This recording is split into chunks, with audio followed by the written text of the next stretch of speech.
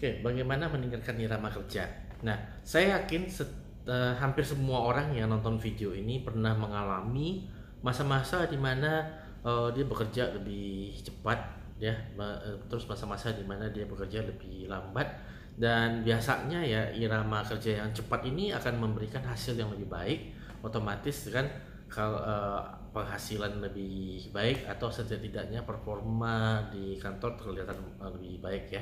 Jadi ada kecenderungan untuk meningkatkan posisi gitu. Memang sih kayak kalau kita kerja di kantor-kantor yang terlalu kuat KKN-nya istilahnya ya. Jadi itu kalau kita bukan anggota, bukan teman, bukan anggota keluarga, ini kita nggak bisa naik-naik posisi. Jadi kita mau kerja semangat atau enggak sama aja, akhirnya jadi males ya, jadi kerjanya seadanya aja.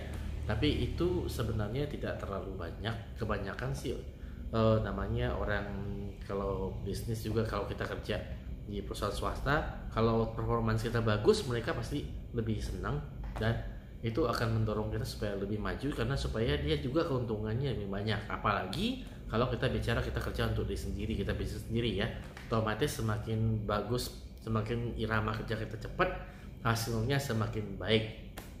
Nah, tetapi masalahnya irama kerja yang cepat ini kan tidak bisa hanya sekedar saya mau kerja giat, saya mau kerja giat, enggak.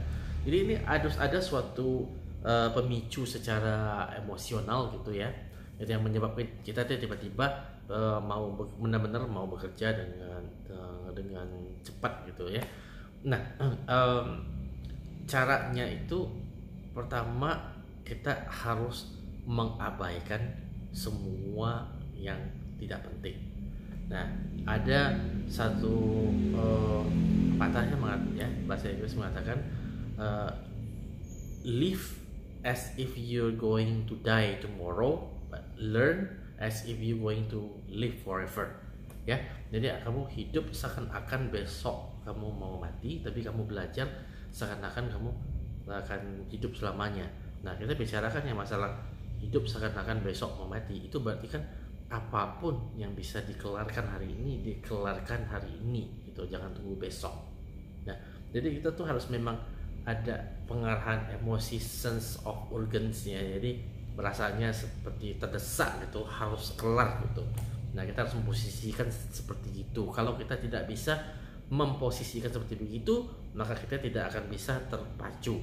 Nah, beberapa orang bisa mengatasi ini dengan cara misalnya sengaja mencicil rumah, misalnya sesuatu yang nilai investasi, bisa ada nilai investasinya, kemudian membuat dirinya terdorong untuk karena harus bayar cicilan, jadi ya harus kumpul uang.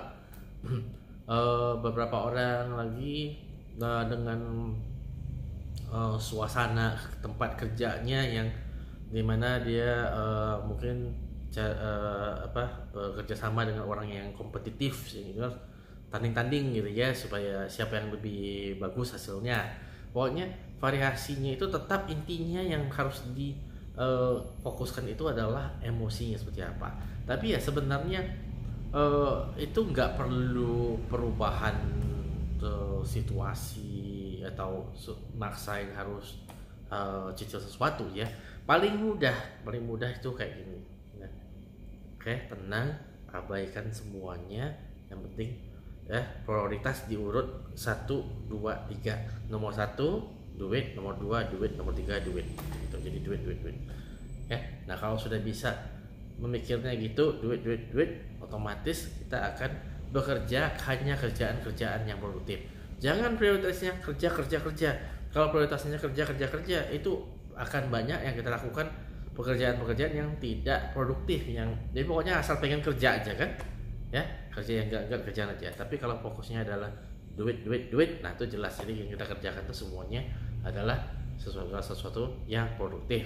Nah, tapi kemudian kalau kita udah semangat gitu, nanti setelah berapa waktu ya, itu kita akan mulai merasakan kecepatan irama kerja kita tuh mulai menurun. Mengapa?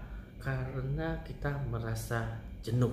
Nah, untuk itu ya, maka kita juga harus bisa mengatasi ya masalah jenuh ini. Jadi kita membuang rasa kejenuhan gitu ya. Oke, jadi di video berikutnya saya akan menjelaskan bagaimana kita bisa membuang rasa jenuh.